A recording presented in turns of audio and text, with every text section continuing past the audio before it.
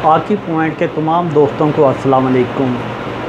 میں ہوں رانا عاقب، آپ دیکھ رہے ہیں عاقب پوائنٹ۔ آج کی ویڈیو میں آپ کو بتاؤں گا کہ حامد میر اور عمران خان کی صلح کیسے ہوئی، اس کے پیچھے کیا راز تھا۔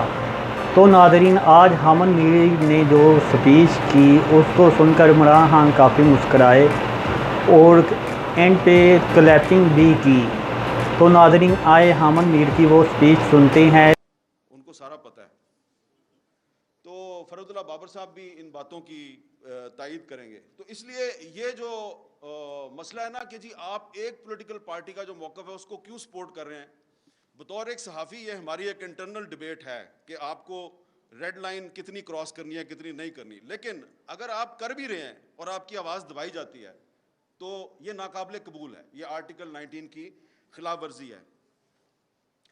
ہمارے دوست جناب شعیب شاہین صاحب نے بڑی زبردست باتیں کی ہیں۔ انہوں نے لائرز موومنٹ یاد دلائی ہمیں 2007 میں، جب پابندیاں تھیں اور ہم سڑکوں پہ پروگرام کرتے تھے اور عمران خان صاحب بھی آتے تھے اور مسلم لیگ نون کے لوگ بھی آتے تھے اور بھی سارے لوگ آتے تھے۔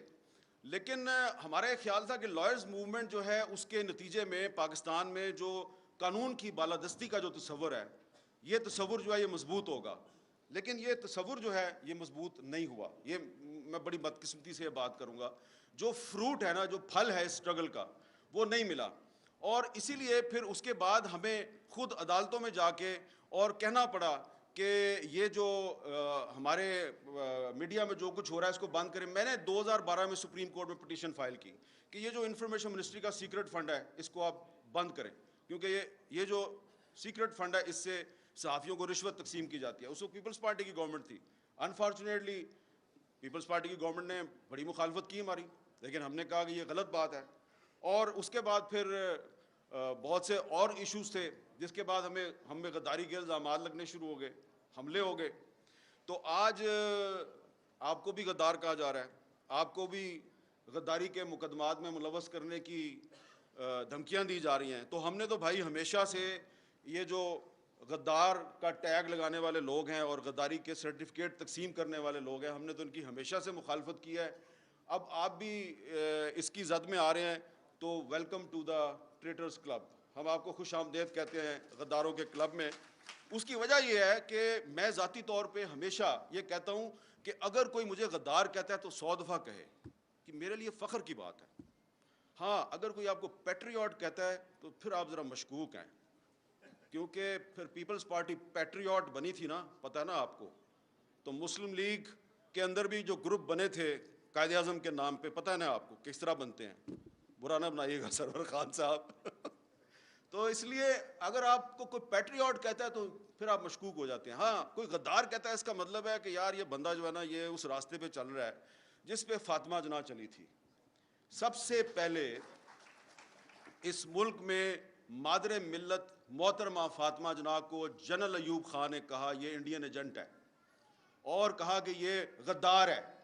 اس لیے آج کے پاکستان میں جب کسی سیاستدان کو غدار کہا جاتا ہے تو میں سمجھتا ہوں کہ اسے اس پہ اعتراض نہیں کرنا چاہیے، خوشی کے ساتھ کہیں کہ ہاں میں غدار ہوں، آؤ مجھے گرفتار کرو، آؤ میرے پہ مقدمہ چلاؤ۔ لیکن اگر کوئی فوجی ڈکٹیٹر جو ہے اس پہ آرٹیکل 6 کو ایبروگیٹ کرنے کا الزام ہے تو اس پہ مقدمہ ضرور چلنا چاہیے، اس کو کنوکٹ کیا گیا تو اس کو سزا بھی ملنی چاہیے۔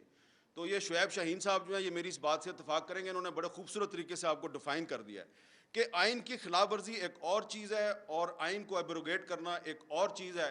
تو آئین کی خلاف ورزی پر آپ ایک مقدمہ چلا سکتے ہیں کہ بھئی تم نے ٹریفک سگنل توڑا ہے، تمہیں جرمانہ کرتے ہیں، لیکن ٹریفک سگنل توڑنے پہ آپ کہیں کہ تم غدار ہو، تم نے آئین ایبروگیٹ کیا ہے، تو یہ بات جو ہے یہ ناقابل قبول ہے۔ اس لیے پولیٹیکل گورنمنٹ کو فوجی ڈکٹیٹروں کے راستے پہ بالکل بھی نہیں چلنا چاہیے۔ اب یہ جس پی ایف یو جے کے سیمینار پہ آپ آئے ہیں، یہ وہ پی ایف یو جے ہے جس نے ہر مشکل وقت میں جب بھی آزادی صحافت پہ کوئی برا وقت آیا تو اس پی ایف یو جے نے اس پہ سڑکوں پہ بھی لڑائی لڑی اور عدالتوں میں بھی لڑائی لڑی۔ تو اس لیے میں آج کیونکہ عمران خان صاحب ہیں، تحریک انصاف کے بہت سے لیڈر یہاں پہ بیٹھے ہوئے ہیں، تو آپ کو فوڈ فار تھاٹ دینا چاہتا ہوں کہ آپ ذرا سوچیں کہ جب آپ حکومت میں آتے ہیں تو کیا وجہ ہوتی ہے کہ یہ پی ایف یو جے جو آج آپ کی ہوسٹ ہے یہ آپ کی حکومت کے اقدامات کے خلاف عدالتوں میں چلی جاتی ہے۔ جیسا کہ آپ کو ہمارے دوست بتا رہے تھے کہ پیکا لا جو ہے یہ جب 2016 میں آیا تو مسلم لیگ نون کی حکومت تھی، اور اس وقت جب ہم نے اس لا کی مخالفت کی پیکا کی تو ہمیں کہا گیا کہ یہ آپ کے پیچھے ڈالر بول رہے ہیں. یاد ہے نا آپ کو؟ وہ ایک منسٹر ہوتی تھی ان کی، انہوں نے کہا آپ کے پیچھے ڈالر بولتے ہیں. ہم نے ان کو کہا کہ یہ تم آج 2016 ہے، تم یہ پیکا لا بنا رہی ہو، یہ اسی لا میں تم اندر ہو جاؤ گی. اب وہ کہیں نظر ہی نہیں آتی، پتہ نہیں کدھر چلی گئی ہے وہ. اچھا، اسی طرح پھر 2017 میں جب مسلم لیگ نون کی جو حکومت ہے اس نے ایک ایگزیکٹو آرڈر کے ذریعے تمام ٹی وی چینلز پر پابندی لگائی، تو ہم نے یہاں اسلام آباد میں ایک سکوت میڈیا کیمپ لگایا. ایک سکوت ڈھاکہ ہوا تھا، ہم نے کہا یہ سکوت میڈیا ہو گیا کیونکہ سارا میڈیا ہی بند کر دیا ہے. وہ فیض آباد میں دھرنا چل رہا تھا، اس کو روکنے کے لیے سارا میڈیا ہی بند کر دیا انہوں نے. تو یہ میں آپ کو اس لیے بتا رہا ہوں کہ کوئی بھی پولیٹیکل پارٹی ہو، پیپلز پارٹی ہو، مسلم لیگ نون ہو یا تحریک انصاف ہو، یہ پی ایف یو جے جو ہے یہ ہر حکومت کے دور میں جب بھی کوئی پابندی لگتی ہے تو یا تو ہمیں سڑکوں پہ آنا پڑتا ہے یا ہمیں عدالتوں میں جانا پڑتا ہے. تو یہ جو پی ایف یو جو ہے، اس پی ایف یو جے نے جب آپ نے پیکا آرڈیننس جو ہے وہ جب آپ نے لاگو کیا، اور میری انفارمیشن کے مطابق ڈاکٹر شیریں مزاری نے اس پہ آبجیکشن کی تھی، لیکن اس کے باوجود وہ ایک کابینہ کا بائی سرکولیشن اجلاس جو ہے اس نے اس کی منظوری دی اور آپ نے اس کو لاگو کر دیا. تو ود ان 24 آورس انہوں نے مجھے لاہور سے کہا جی اس کو چیلنج کرنا ہے. یہ جمیل مرزا صاحب آگے میرے پاس اگلے دن، ہم نے بہت جلدی میں ایک پٹیشن تیار کی، اس میں آرگومنٹس بھی صحیح طرح نہیں لکھے، بس کر کے صبح جا کر 9 بجے عدالت میں ہم نے اس کو داخل کروایا. اور اس دن جسٹس اطہر من اللہ صاحب کا اللہ بھلا کرے کہ انہوں نے اس کا جو سب سے خطرناک اس کی جو کلاز تھی اس کو انہوں نے سسپینڈ کر دیا. اگر وہ سیکشن 22 اگر وہ اس دن سسپینڈ نہ کرتے تو آج یہ آپ یہاں پہ جو سیمینار کر کے کوئی چلا جائے گا، کوئی پتہ نہیں شاید جا سکے یا نہ جا سکے، کہیں کہاں پھنس جائے. لیکن یہ ہے کہ یہ شعیب شاہین صاحب تو پچھلے سیمینار میں بھی تقریر کر کے ابھی تک آپ صحیح سلامت پھر رہے ہیں. اگر وہ اطہر من اللہ صاحب اس سیکشن کو سسپینڈ نہ کرتے تو یہ بات کرنا آج یہاں پہ بڑا مشکل ہو جاتا. اس لیے یہ بات بالکل صحیح کی جا رہی ہے کہ ملٹری ڈکٹیٹر کے دور میں اور آج کے دور میں جو فرق ہے وہ یہ ہے کہ ملٹری ڈکٹیٹر کے دور میں آپ کو پتہ ہوتا ہے کہ آپ کا دشمن کون ہے. یہ سویلین گورنمنٹ کے دور میں جو ایک آمرانہ قسم کے اقدامات لگتے ہیں تو وہ سامنے نہیں آتے، پتہ نہیں چلتا کون کیا کر رہا ہے. اسی طرح جو ایک تو پیکا آرڈیننس جو ہے، پیکا لا، یہ آزادی صحافت کے راستے کی بہت بڑی رکاوٹ ہے. ایک اور قانون ہے جو انگریز نے ہم پہ مسلط کیا تھا، 124A بغاوت کا مقدمہ. اور یہ 124A جو ہے یہ اس کی یہ ٹریجڈی ہے بہت بڑی پورے سب کانٹیننٹ کی، کہ ایک کشمیری جرنلسٹ ہے فہد شاہ، سری نگر میں اس کو جیل میں ڈالا ہوا ہے 124A کے تحت. اس پہ 124A لگائی ہے انڈین گورنمنٹ نے. اور یہاں پاکستان کی گورنمنٹ جو ہے اس نے علی وزیر جو elected member of the national assembly ہے اس کو 124A لگا کے اس کو جیل میں رکھا ہوا ہے. اور اس کی سپریم کورٹ نے ضمانت کی ہے، اس کی سندھ ہائی کورٹ نے ضمانت کیا ہے، لیکن علی وزیر کو باہر نہیں آنے دیتے. اور جب 124A کو ختم کرنے کے لیے کوئی سینٹ میں کوئی بل موو ہوتا ہے تو خواہ کوئی بھی گورنمنٹ ہو وہ اس کو پاس نہیں ہونے دیتی، اس کی مخالفت کرتی ہے. پی ٹی آئی کے دور میں جب رضا ربانی نے 124A کو ختم کرنے کے لیے بل پیش کیا تو اس کو ریجیکٹ کر دیا گیا. تو اس لیے اگر آپ چاہتے ہیں کہ پاکستان میں جو بولنے کی آزادی ہے اس کو تحفظ ملے تو یہ آپ کو پیکا لا ختم کرنا ہوگا، آپ کو 124A ختم کرنا ہوگا، آپ کو آفیشیل سیکرٹ ایکٹ ختم کرنا ہوگا، اور آرٹیکل 19 جو ہے، آرٹیکل 19 میں آپ کو امینڈمنٹ کرنی پڑے گی. آرٹیکل 19 میں امینڈمنٹ اس لیے کرنی پڑے گی کہ آرٹیکل 19 میں کچھ ایسی شرائط ہیں کہ آپ کی جو بولنے کی آزادی ہے اس پر پابندی ہے. مثلا اگر کوئی آدمی جو ہے یہاں پہ آ کے اس سٹیج پہ آ کے تھوڑی دیر بعد کوئی بھی میرے بعد آنے والا مقرر یہ کہتا ہے کہ پاکستان امریکہ کا غلام ہے اور پاکستان کو امریکہ کی غلامی نہیں کرنی چاہیے، آپ کو پتہ ہے یہ آرٹیکل 19 کی خلاف ورزی ہے. بہت سے لوگوں کو نہیں پتہ اس بات کا. یہ آرٹیکل 19 کی خلاف ورزی ہے کیونکہ آرٹیکل 19 میں انہوں نے ایک چھوٹے سے کچھ الفاظ شامل کیے ہوئے ہیں کہ آپ کسی دوست ملک کے خلاف بات نہیں کر سکتے. تو اب دوست ملک کون ہے بھائی؟ اس کی کیا ڈیفینیشن ہے؟ تو آپ نے اگر مجھے گرفتار کرنا ہے، ابھی میں کہہ دوں کہ امریکہ کی غلامی نامنظور، تو یہ آپ آرٹیکل 19 کے تحت مجھے گرفتار کر سکتے ہیں۔ تو جو میثاق صحافت ہے اس میں سب سے اہم چیز یہ ہونی چاہیے کہ یہ جو آرٹیکل 19 میں آپ نے کولونیل مائنڈ سیٹ کو انجیکٹ کیا ہوا ہے، اس کولونیل مائنڈ سیٹ کو آرٹیکل 19 میں سے نکالیں۔ یہ آپ کی میثاق صحافت کے لیے بہت ضروری ہے۔ اس پہ جو تمام پولیٹیکل پارٹیز ہیں ان کو رول پلے کرنا چاہیے، اپنے پولیٹیکل ایشوز پہ لڑائیاں ضرور کریں، لیکن یہ جو ایشوز ہیں اس پہ آپ کو ایک موقف رکھنا چاہیے۔ اور دوسری بات کہ جب پیپلز پارٹی کی گورنمنٹ تھی تو سلیم شہزاد کو اغوا کر کے قتل کر دیا گیا، ثاقب نثار صاحب کی سربراہی میں ایک کمیشن بنا، اس کمیشن کے سامنے میں نے بھی جا کے وٹنس کے طور پہ کچھ حقائق پیش کیے، اور بھی لوگ آئے۔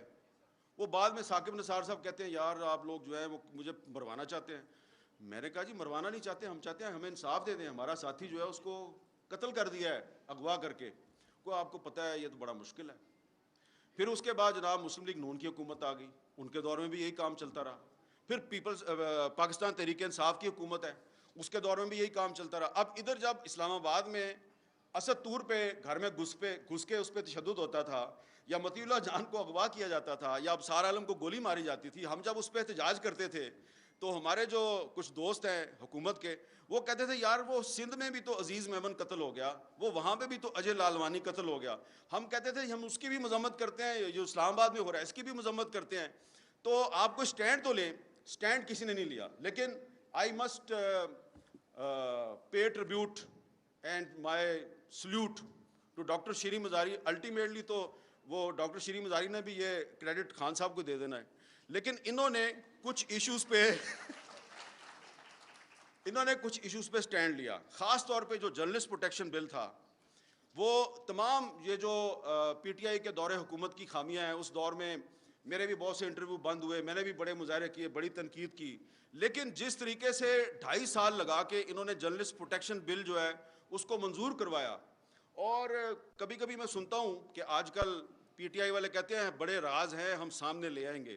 بھائی ہمارے پاس بھی بڑے راز ہیں، ہم بھی سامنے لے آئیں گے اور بتائیں گے کہ ڈاکٹر شیریں مزاری جو ہے اس کو جرنلسٹ پروٹیکشن بل کی وجہ سے کہاں کہاں پہ کون کون اس کو طلب کرواتا تھا، اس کو پیشیاں بھگتنی پڑتی تھی، کون اس کو کیا دھمکیاں دیتا تھا، یہ بتا دوں گا نا میں جس دن، میں سیریس بات کر رہا ہوں، اس دن آپ لوگوں کو لینے کے دینے پڑ جائیں گے۔ But I am not here to embarrass anyone. میں آپ کو اس پہ شاباش دینا چاہتا ہوں کہ آپ نے وہ جرنلسٹ پروٹیکشن بل منظور کروایا، اتنی مشکل زگ زیگ میں سے نکل کے فروغ نسیم نے پوری کوشش کی کہ یہ بل منظور نہ ہو، لیکن پھر بھی وہ بل منظور ہو گیا، اور اس کا کریڈٹ جو ہے وہ مینلی ڈاکٹر شیریں مزاری کو جاتا ہے، اور پھر بعد میں آپ تحریک انصاف کو بھی اس کا کریڈٹ دے دیں۔ لیکن یہ بات میں اس لیے کر رہا ہوں، میری بات کا برا نہ بنائے، کہ جب فروغ نسیم صاحب اس بل کے خلاف سازشیں کر رہے تھے، اور انہوں نے جو مسنگ پرسنز کا بل تھا اس کے خلاف بھی سازشیں کی، تو کوئی روکنے والا نہیں تھا ان کو۔ یہ بڑا پرابلم ہے کہ آپ اس کو روک نہیں رہے تھے، اور مجھے پتا ہے کہ مجھے کہاں کہاں سے پریشر آتا تھا کہ یار یہ تم کیوں یہ شیریں مزاری کے بل کو لیے پھر رہے ہو۔ جب اس کو پی ایف یو جے نے سپورٹ کر دیا، اور اس کو human rights commission of Pakistan نے سپورٹ کر دیا، اور مجھے آئی اے رحمان مرحوم نے کہا، میں نے جب ان کو جا کے اس کا ڈرافٹ رکھا تو آئی اے رحمان صاحب نے کہا حامد یہ بل منظور ہو جائے گا؟ میں نے کہا سر ہو جائے گا۔ اس نے کہا اس کا مطلب ہے میری ساری زندگی کی جو سٹرگل ہے وہ کامیاب رہی۔ وہ بل منظور ہو گیا، وہ بل منظور ہو گیا، لیکن پھر کیا ہوا کہ پھر اس میں ایک کمیشن بننا تھا کہ کسی صحافی پہ جب حملہ ہوتا ہے تو وہ کمیشن جو ہے اس نے انکوائری کرنی تھی، اور اس کمیشن میں ورکنگ جرنلسٹ کی تعداد زیادہ تھی۔ اب وہ کمیشن اگر وہ کمیشن آج ہوتا تو یہ جو بہت سے صحافی ہمارے سامنے بیٹھے ہیں جن پہ آج کل مقدمات درج ہو رہے ہیں اور ان کو ہراسمنٹ کا سامنا ہے، تو وہ کمیشن ان کی انکوائری کر رہا ہوتا۔ نہ وہ کمیشن بن سکا، نہ ہی اس کمیشن کا سربراہ جو ہے اس کی تقرری ہو سکی۔ لہٰذا یہ جو میثاق صحافت ہے اس میں ایک چیز یہ بھی شامل ہونی چاہیے کہ جو پچھلے دور میں جو جرنلسٹ پروٹیکشن بل بنایا گیا تھا، اس جرنلسٹ پروٹیکشن بل میں جو کمیشن ہے اس کو کمیشن کی تشکیل مکمل کی جائے، اس کا چیئرمین لایا جائے، کیونکہ اگر وہ کمیشن نہیں بنے گا تو اس کا مطلب ہے کہ جرنلسٹ پروٹیکشن بل جو ہے وہ صرف ایک ڈاکومنٹ ہے اور اس کی کوئی پریکٹیکل حیثیت نہیں ہے۔ وہ بل جو ہے وہ ضرور بننا چاہیے، اور اگر وہ بل نہیں بنتا تو اس کا مطلب ہے کہ پھر یہ جو اس وقت حکومت ہے یہ آزادی صحافت جو ہے اس میں اتنی سنسیئر نہیں ہے جتنے کہ دعوے کیے جا رہے ہیں۔ تو میں نے کافی ساری باتیں کر لی ہیں، لیکن ایک بات میں آخر میں ضرور کروں گا کہ اسلام آباد ہائی کورٹ بار ایسوسی ایشن جو ہے اس نے پاکستان تحریک انصاف کے دور حکومت میں ایک آبزرویشن دی تھی تقریباً 5-6 مہینے پہلے، کہ لاپتہ افراد کا جو معاملہ ہے اس پر اب میڈیا میں بات کرنا بڑا مشکل ہو گیا ہے۔ وہ تو تھا تحریک انصاف کا دور حکومت، اب شہباز شریف صاحب کا دور حکومت ہے، اب انہوں نے ایک کمیٹی بھی بنا دی ہے، لیکن ابھی بھی ایسا لگ رہا ہے کہ لاپتہ افراد پہ بات کرنا کافی مشکل ہے۔ اور آپ لوگ اپنے جلسوں میں، اپنی تقریروں میں ہر ایشو کو چھیڑتے ہیں، مجھے لگتا ہے کہ آپ سوائے شیریں مزاری کے آپ لوگ اس ایشو کو اوائڈ کرتے ہیں۔ میں یہ نہیں چاہتا کہ شعیب شاہین کی طرح ڈائریکٹ آپ کو میں کہوں کہ پہ جاؤ، میں بالکل یہ نہیں کہوں گا کہ پہ جاؤ، لیکن یہ ایک ایشو ہے۔ اگر آپ پاکستان میں آئین اور قانون کی بالادستی چاہتے ہیں تو یہ جو انفورسڈ ڈس اپیرنسز کا مسئلہ ہے، لاپتہ افراد کا مسئلہ ہے، اس پر آپ کو سٹینڈ لینا پڑے گا، اور اس کا براہ راست تعلق جو ہے وہ آزادی اظہار کے ساتھ ہے، کیونکہ ہمارے بہت سے صحافی ساتھی جو ہیں ان کو اغوا کیا جاتا ہے، اٹھا لیا جاتا ہے صرف اسی چکر میں کہ آپ جو ہے ریڈ لائن کراس کرتے ہیں، اور پولیٹیکل ورکر جو ہے اس کو تو اٹھا کے غائب بھی کر دیا جاتا ہے۔ ہمارے کچھ ساتھی جو ہیں وہ جا کے پھر واپس آتے ہیں اور پھر وہ چپ ہو جاتے ہیں۔ تو اس لیے یہ جو لاپتہ افراد کا معاملہ ہے اس کا ہماری صحافت کے ساتھ اور فریڈم آف سپیچ کے ساتھ بہت گہرا تعلق ہے، اس لیے جب تک آپ اس پہ سٹینڈ نہیں لیں گے تو وہ لوگ جو سمجھتے ہیں کہ پاکستان میں آپ کو انسانی حقوق کی خلاف ورزیوں کے خلاف ایک سیسا پلائی ہوئی دیوار بننا چاہیے، وہ آپ کے ساتھ کھڑے نہیں ہوں گے، اور یہی آپ کا اصل ٹیسٹ کیس ہے۔ بہت بہت شکریہ۔